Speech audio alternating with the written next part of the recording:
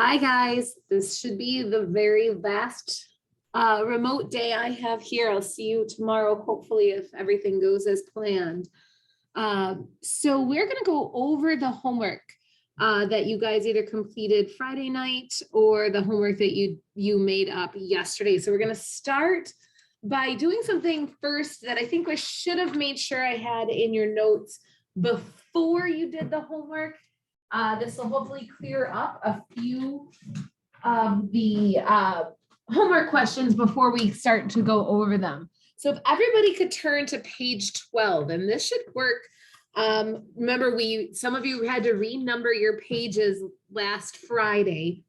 So this is the one that starts the gravity question. So it says gravity at the top, and there are the 6 questions. This was homework due. We're gonna go over it right now. But before we go over the homework, I want to put these 2 definitions into your homework. I'm sorry, into your notes. So it looks like everybody should have some blank space at the bottom of page 12. And I want to make sure we have these 2 definitions before we get started today. So I'm going to ask you to go ahead and write transported soil. While you're writing, or if you want to wait, transported soil, as you can tell from the name, transported. It means it's been transported or moved. So this is soil that has been moved from where its place of origin. So the word origin, hopefully you know that origin is where it was born or where it was made or where it began. So transported soil is soil that has been moved from where it started to another place and has been moved by gravity, wind, water, glaciers, or human activity. Residual soil is different. Residual soil, I don't know if you can tell from that name, residual. Residual reminds me of resident or even residue. I like to think of residue after you make macaroni and cheese. After you eat a good bowl of macaroni and cheese, there's usually some residual macaroni or there's some residual cheese in the bowl. And if you know what I mean, I'm talking about even after you eat all of the macaroni and cheese, there's usually some leftover cheese that is still in the bowl. And that reminds me of what residual soil is. It's soil that has not been moved. So it's soil that is broken pieces of the rocks that are right there below it. So it has not been moved. So go ahead and get these 2 definitions into your notes on the bottom of page 12. I'm going to give you some time right now.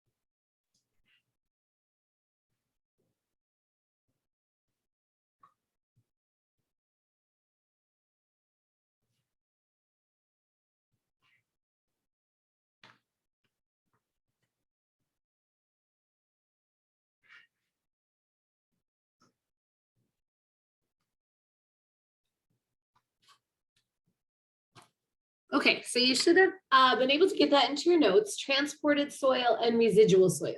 Again, transported soil, soil that's been moved, residual soil, soil that has not been moved from where it was formed. We probably, like I said, should have gotten that into our notes before right now. It would have helped with the homework. So I do apologize for that. All right, so we're going to go back to the start of our homework, which was the glacier homework that began on page 9. So if everybody could turn to page 9 where your homework was. Let me go ahead and get that pulled up. So it should look like, so I don't know if everybody has the glaciers on the top there, but it is right here on page 9. It says, it starts with which statement identifies the result of glaciation that has a positive effect on the economy of New York State. So before we get too far into this question, I want, this is actually nothing that I talked about in the notes. This one is something you got to stop and think about and read through it and just use some common sense. So before we get too far, I want to remind you that this question says a positive effect. So we're going to go through each answer word, question by question or answer by answer. So it starts off with, is this a positive effect? Large amounts of oil and natural gas were formed. Well, that is certainly a positive thing if oil and natural gas were formed. But anywhere in the notes last Thursday or Friday, did I talk about glaciers creating oil and natural gas? I did not. So number 1 has nothing to do with glaciers. Number 2, the number of usable water reservoirs was reduced. So first of all, did glaciers have anything to do with water reservoirs? Yes, they did. The water reservoirs are just things that places where water is stored. So glaciers created, however, glaciers created water reservoirs. So we created the Great Lakes and the Finger Lakes. So that's not, did not have a positive, that's not about glaciers at all. Many deposits of sand and gravel were formed. So when glaciers went through the area, did they leave behind any deposits of sand and gravel? They did. They dropped off all those sediments when they were melting. So you have to ask yourself, well, is that a positive thing though? And you're actually going to answer that and I want you to kind of think about just the area you live in. Is gravel a positive thing in our area? 100%. Think of all the gravel pits we have around here. Those gravel pits create a lot of money for the area. So yeah, that is actually the answer. And then I do want to double check answer 4. Deposits of fertile soil were removed. Well, this is actually, some soil was removed, some soil was dropped off, but fertile soil being removed is not a positive effect. So that's not going to be the answer. So again, many deposits of sand and gravel were formed. That is the positive effect glaciers had on their area. Well, that took me a long time. Sorry about that. Number 2, large igneous boulders have been found on the surface of sedimentary bedrock in Syracuse, New York. Which statement best explains the presence of these boulders? So first of all, there's 2 things I want to talk about. The movie that we watched on Thursday, I believe it was Thursday, did show that big giant rock in the middle of the forest there. It doesn't belong. That's called an erratic. So that's, you don't have to know that, but I do think that's helpful. But the key words here is that we have an igneous boulder sitting on top of sedimentary rock. So we know that that's not where that igneous rock came from. That igneous rock did not just pop up out of those sedimentary rocks. That's not how it was born. So that igneous rock had to be moved here somehow. And what is big enough to move a boulder? Typically, the only thing big enough to build a boulder is, or move a boulder, is ice, so a glacier. Going through the other answers, sedimentary rock is composed of the igneous boulder. While sedimentary rocks can be made out of igneous rocks, notice that this is just sitting on the surface, so that's not it. An area has had recent volcanic activity. If there was recent volcanic activity, there would be more than just one igneous boulder sitting there. And number 4, the area was once part of a large mountain range. Again, if it was, it would not explain how we had one igneous boulder sitting on top of a bunch of sedimentary rocks. So how did a boulder get there? It was moved there by a glacier or moved there by ice. Answer 2. Number 3, which rock material was most likely transported to its location by a glacier? Remember, there were a few key things that we wrote down on either page 8 or 9, depending on where you wrote it. Remember that glaciers always, the key with glaciers is unsorted sediments. They don't sort out sediments at all. So we always want to look for the unsorted answers. Glaciers are always going to be unsorted sediments. So that is the answer, answer 4, unsorted for glaciers. All right, so now we're on to this one. Now remember, the number 1 rule of earth science is to read all the words. So base your answers to questions 4 through 8 on the diagram to the right. The diagram represents a profile of a mountain glacier in the northern United States. So we take a look over here. We've got snow that's piling up here. We have the ice movement there, a terminal moraine, ice front, and a few other things here. So it says the downhill movement of a mountain glacier, such as the one shown in the diagram, is primarily caused by. What is going to cause the downhill movement of anything? Remember, gravity is the number 1 force of all agents of erosion. So the gravity is going to cause the glacier to go downhill.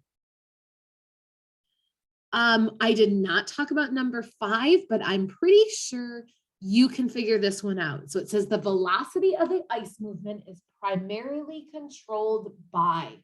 So how fast the ice is moving. I actually like to relate this to, well, how fast would you go down a mountain?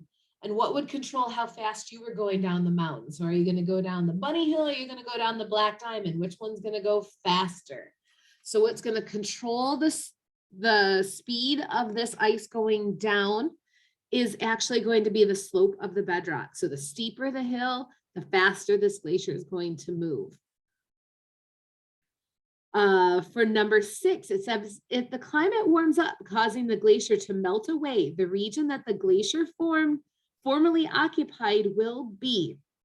Again, from those key big ideas that we wrote on page 8 or 9, glaciers leave behind U-shaped valleys, striations, grooves, moraines, kettle lakes, or drumlins. So out of those options, the only one here that makes sense is a U-shaped valley. All right, number 7 kind of takes a little bit of thinking here. It says, over a period of years, this glacier gains more snow than it loses.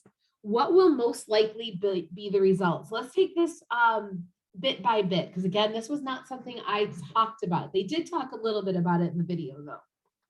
It says, first of all, will the glacier decrease in size or will the glacier increase in size? So going back to the question, it says the glacier gains more snow mass than it loses. So it's gaining more than it's losing. So, well, I know if I gain more weight than I lose, I'm going to increase in size. So that's answer 3 or 4 so far. And then we got to read the rest of it. So if it's increasing in size, will the ice front, will it retreat or advance? Sorry about that.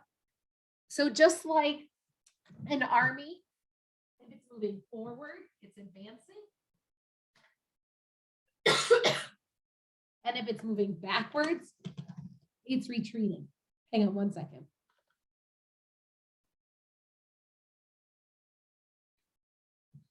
All right. That was not COVID. That was just a cough.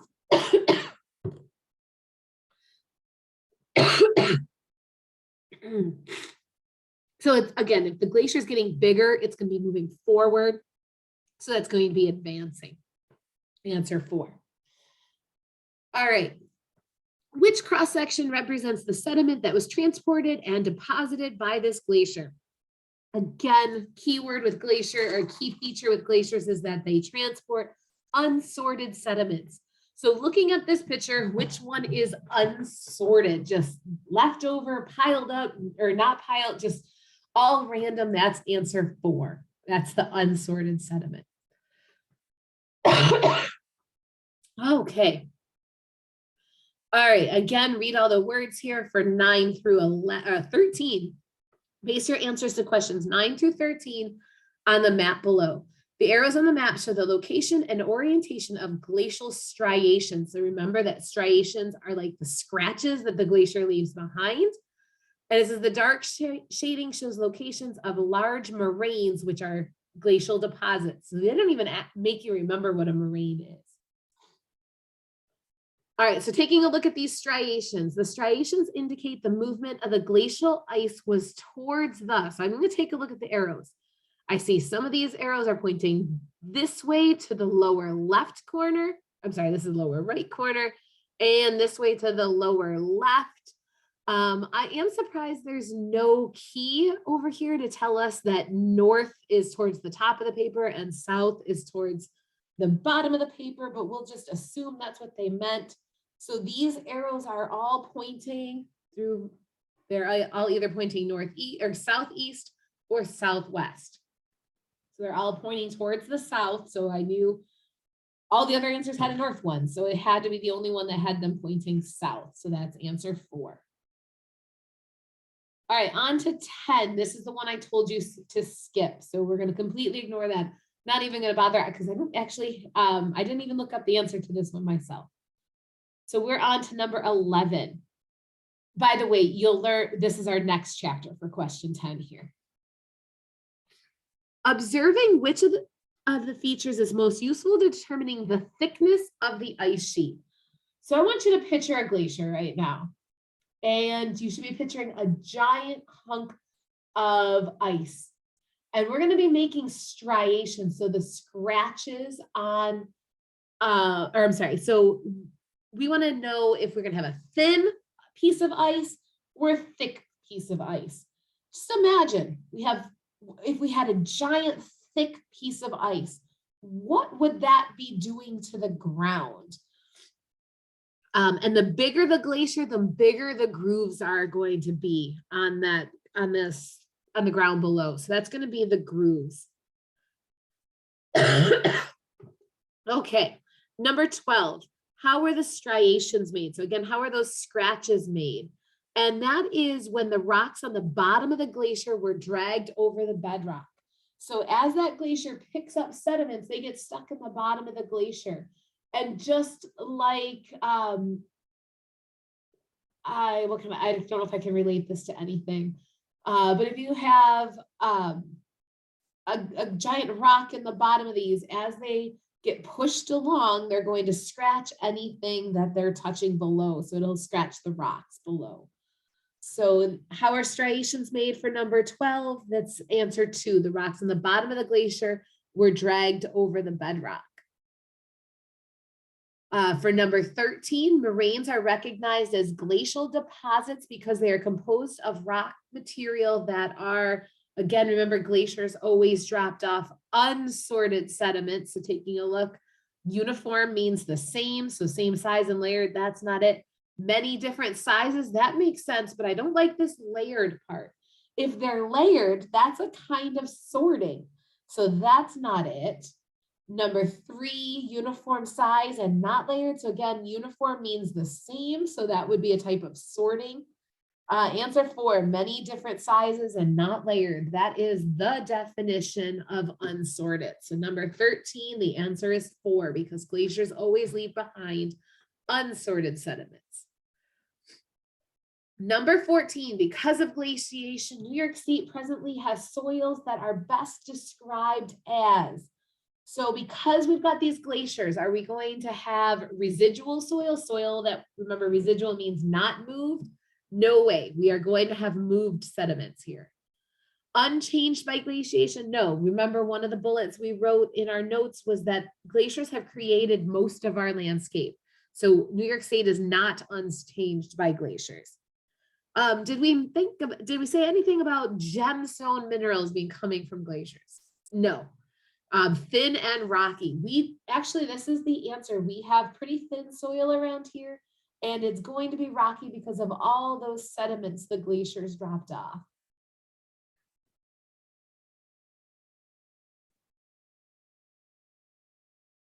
All right, so that is the glacier homework. So that was questions, or pages 9 through 11.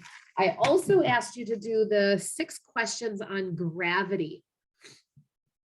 So that starts on page 12. So we're just going to finish up these 6, and then we're going to start on wind erosion. All right, the best evidence that erosion has taken place would be provided by, so remember, erosion means moving of sediments. So would the best evidence be residual soil observed on a hillside? Remember, residual means not moved. So is that the best evidence that they've been moved? Absolutely not. Sediments observed at the bottom of a cliff. Well, how did the sediments get to the bottom of a cliff? They fell by gravity. They were moved. So that is the answer. By the way, the next 2 answers, answer 3 and 4, tilted and faulted, that all has to do with plate tectonics. And again, we're going to talk about that next chapter again. So the best evidence that there was erosion is that sediments were moved to the bottom of a hill. All right, which erosional force acts alone to produce avalanches and landslides? Those are going to be gravity, mass movement. Number 3, which movement of earth material is gravity not the main force? So remember, gravity makes rivers flow, they make glaciers slide downhill, they make sand get dropped off from the wind, they make gravity makes snow tumble in an avalanche. So that so far we've got all of them except for this one, moisture evaporating from an ocean. Which way does water go when it's being evaporated? Up. Evaporation, the water goes up. So that's actually against gravity. So which one is gravity not the main force? That's answer 4, moisture evaporating from an ocean. All right, question 4. The diagram below shows a sequence of events leading to the deposition of landslide debris. So we see we've got rain on a hill. Then that rain loosens up the soil and we have a landslide, and then that landslide debris is filled up in that valley. Which is the primary force that caused the landslide? Landslides are caused by gravity. And glacial movement is for question 5. Glacial movement is primarily caused by gravity. And number 6, the primary force responsible for the flow of water in a stream, again, is gravity. All right, so the only thing we have left for today, so that's the homework. Again, hopefully that had been submitted. If you haven't already submitted that on Teams, make sure you do to get credit for it. And the last thing we are going to do is turn our pages back to page 8, and we are going to take the notes for wind erosion. So again, we're going back to page 8. We have to do the same thing we've done for the other 2. We're going to do for wind erosion. So first, you can just hang on until the end. We'll pick up and get the big ideas at the end. But I do want you to pay attention to the slideshow here just to see some pictures. So wind. We know that everyday wind, just a normal slight breeze, is not picking up big, giant boulders. Wind is not as strong as glaciers, not as strong as a raging river, not as strong as gravity. Normally, like it says here, wind can pick up some small things, can pick up some clay, silt, sand, move those materials around. But you guys also know that the stronger the wind, the bigger the things it can pick up. So after a windstorm, might see some garbage cans have been moved. Some trees might be pushed over. During a tornado, it can pick up some really big things. If you guys have ever seen Twister, you can picture the cow that goes flying by, or the house, or the semi-truck, or all the other crazy things that tornado picked up and moved. But again, normal wind, small stuff. Strong wind, bigger stuff. So wind, in this case, is not going to be like glaciers. Wind is going to actually erode in 2 different ways. One way is what's called deflation. It's the removal of loose or fine grains. You can see that here in this picture. Oops. So we have picture like a desert, And a desert has a mixture of sand and some pebbles. Well, as that, or I guess this could be a beach as well, the more the wind blows, it's going to pick up the small sand, but it's not strong enough to pick up these pebbles. So after some time, all this loose sand's going to be gone, and we're basically going to be left with just gravel on top. And this is called desert pavement. It's almost like somebody just dropped off just the pebbles, but it's actually the opposite, is that all the little stuff has been removed. So that's deflation. The other way that wind erodes, and this should sound familiar, is abrasion. So remember, abrasion is the bumping and rubbing of rocks. Well, abrasion in a desert, as the wind, a desert or on a beach, or actually anywhere, as the wind is blowing, it's going to be picking up these small sediments, and those small sediments are going to be bumping off of larger objects. And as they bump off those rocks, they're going to actually wear them down. And this is actually really helpful because you can always see which way the wind is coming from, because this is the side that's constantly getting hit by the rock or by the sand. And eventually it's going to turn into a shape like this. So you can see that the wind was hitting those small pieces of sediments on that rock and wearing away the side of the rock. So we can actually get rocks that look like this. So these are the little pits called ventrifacts. So you can see right here, we've got little holes that as the rocks hit there over and over and over again, it's going to wear away these pits. Or we have these weird mushroom type structures where the bottom half is actually skinnier than the top half. And again, this is because, well, where is the dirt? Where is the sand? It's down here at the bottom, and the wind is constantly blowing that dirt and sand down at the bottom. Now, why doesn't the top get worn down? Because there's no dirt up there. The sand cannot get picked up and hit there every single day. The wind's only strong enough to have the wind and the sand hit down at the bottom. Another classic thing created by wind erosion is a sand dune. Now, we don't have many sand dunes around here, but we have snowdrifts, and snowdrifts work the same way as a sand dune. There's always, if you could picture a snowdrift, there's always a steep side of a snowdrift and a sand dune, and then there's always a gentle side. And this is how they're created. So as that wind is blowing, the sand's getting picked up and carried up to the top, and then it drops off the bottom. So this is going to actually move this sand dune down the desert. And you can always tell which way the wind is blowing based on the gentle side is always going to be the wind side. The steep side is opposite. So in this picture, you could see here a definite gentle slope there and a much steeper slope on this side. So in this case, the wind is coming from over here on the left, creating a gentle slope and then a steep slope. So you can see the wind direction. So again, here's some more sand dunes. Gentle, steeper, gentle, steeper. So in this case, the wind is still coming from the left side of the page. All right, so the bullets for wind are these 3 bullets. So go ahead and put this, I don't know why it says 21. We're gonna put this onto page 8. So wind's big ideas is wind picks up sediments and moves them around. Stronger the wind, the bigger the sediments.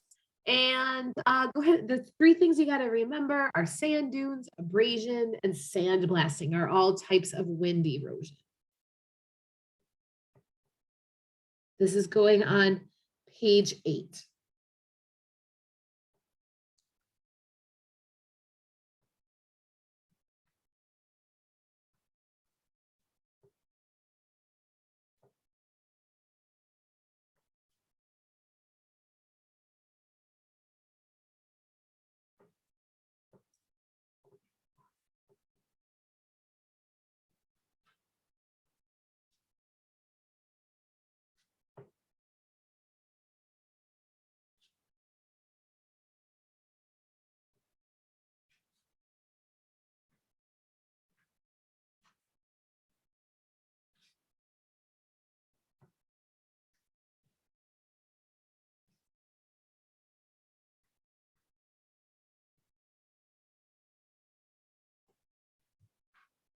All right, so once you have all of that into your big ideas for wind, we're actually going to wrap it up for today.